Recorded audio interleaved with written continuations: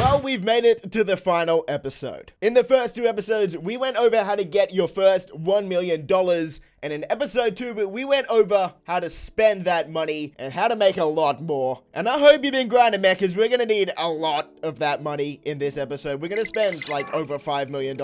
But after we buy everything we need to in this episode and set it up, you're going to be able to make $400,000 to $500,000 an hour as a solo player. You're gonna have absolutely everything you need to make money in this game, and it's all coming up after the drop.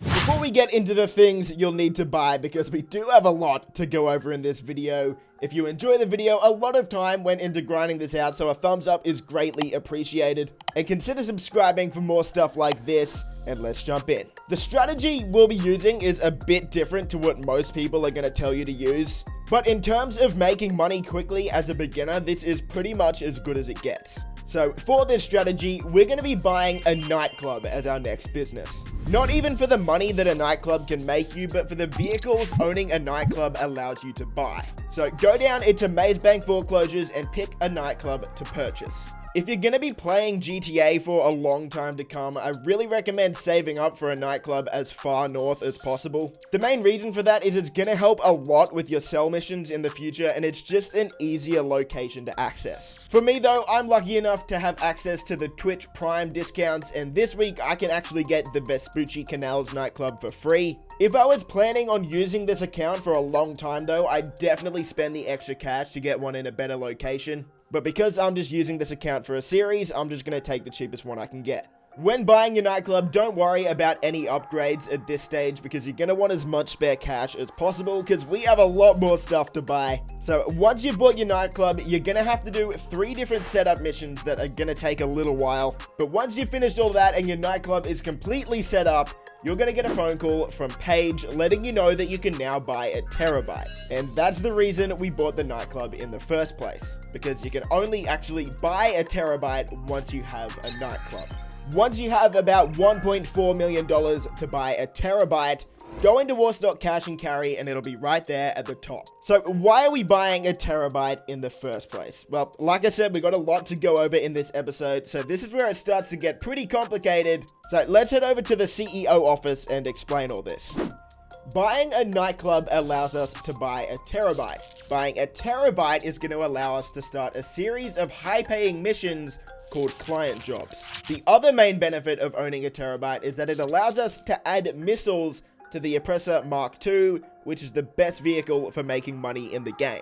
And we'll be buying that vehicle next. So let's go ahead and buy our Terabyte now. And if you want to be able to add missiles to your Oppressor Mark II, if that's sort of your thing, you're going to want to buy the vehicle workshop for your Terabyte as well. So with all of that explaining out of the way, how does the Terabyte actually work?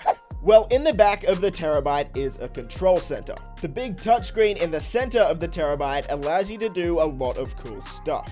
A really neat feature of this control terminal is you can start a resupply mission for any of your businesses from here. So instead of going all of the way over to your business to start that mission up, you can just do it from here. And yes, that does apply to the vehicle warehouse we bought last episode. So now that we have the Terabyte, we can start vehicle cargo source missions from our Terabyte instead of going back to our CEO office every time. This thing is a complete lifesaver. But maybe the best part of the Terabyte, like I mentioned earlier, is you can start high-paying client jobs from here as well. The base Terabyte will allow you to start either a robbery in progress mission or a data sweep mission. If you want to have access to the rest, buying the drone upgrade for the Terabyte is going to give you access to those, but it is pretty expensive. So we'll probably just worry about that at a later time. But wait, there's even more. I know, it's super confusing. The next thing we'll be buying is the Oppressor Mark II, a flying motorcycle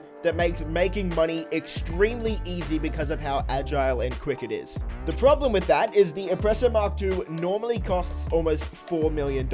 However, you can get almost a $1 million discount and buy the trade price, but you can only do that if you complete 5 client jobs from your Terabyte. So that's our next goal. Save up to buy the Oppressor Mark II while completing 5 client jobs in the meantime. So I'm going to start one of those up now, and I'll talk to you once I complete all 5.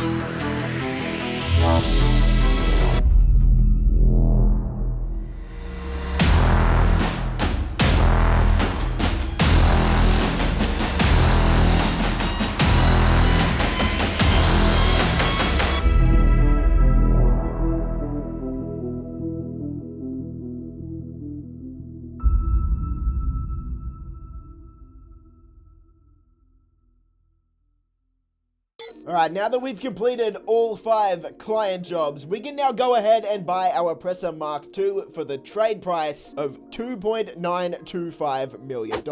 As soon as your Oppressor gets delivered, you're going to want to take it to your Terabyte, and you're going to want to take it into the custom Oppressor Mark II workshop that's in the back of the Terabyte, and we're going to put some missiles on this thing. So you can see there's a lot of customization options with the Oppressor Mark II, but the one we're focusing on is in weapons, and it's the homing missiles for $180,000. Now, I know that does seem like a lot of money considering how much money we've just spent. Do we really need to spend an extra $180,000 on missiles? The answer to that is absolutely, yeah. I mean, these are some of the most aggressively tracking missiles in the game, so they're pretty much gonna kill whatever you shoot at, and it's basically just gonna turn the Oppressor Mark II into an absolute beast, and it's the only vehicle you're really gonna need to use from this point forward. So now that we've got the Oppressor Mark II with missiles, we've got our Terabyte, we've got our Nightclub, and we've got our vehicle warehouse that we bought last episode. Honestly, you now have everything you need to make pretty much the most money possible as a solo player. So for the rest of this episode, we're going to be using all of the stuff you already bought, and I'm going to show you how to maximize your profits with all of the stuff you've already bought. This method is going to make you around $450,000 to $500,000 an hour, depending on how fast you are at doing all of this stuff.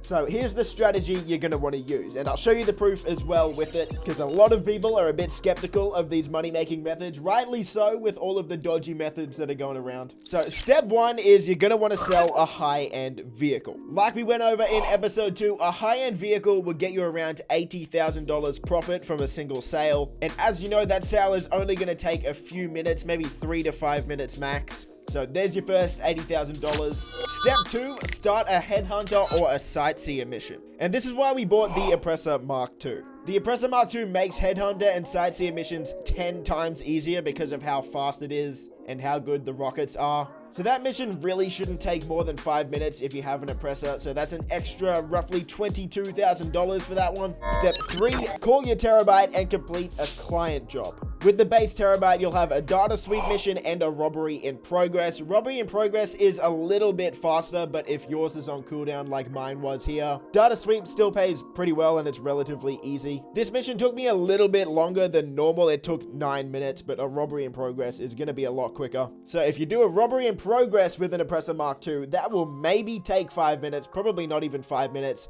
So that's another roughly $32,000 for 5 minutes. Step 4, you're going to want to complete another headhunter or sightseer mission. If you did a headhunter on step 2, do a sightseer on step 4 or vice versa, because by now that 5-minute cooldown on VIP work will be finished, which means you can do another one. Again, roughly 5 minutes for this one and another $22,000. Step 5 is call your Terabyte to you and source another vehicle for your vehicle warehouse. Remember, you can start these from your Terabyte now, so call your Terabyte to you. So that's pretty simple. We're just sourcing a vehicle that we're gonna sell again. So all up, those 5 steps should take you around 20 to 25 minutes, and they're gonna make you a bit over $150,000 profit. 20 minutes times 3 gets you $450,000 an hour at least, which makes this one of the best money-making methods in the game. So let's go over all of that again just to clarify. So step 1 is sell a high-end vehicle. Step 2 is start a headhunter or a sightseer mission. Step 3, start a client job from your Terabyte. Step 4, do the other headhunter or sightseer mission.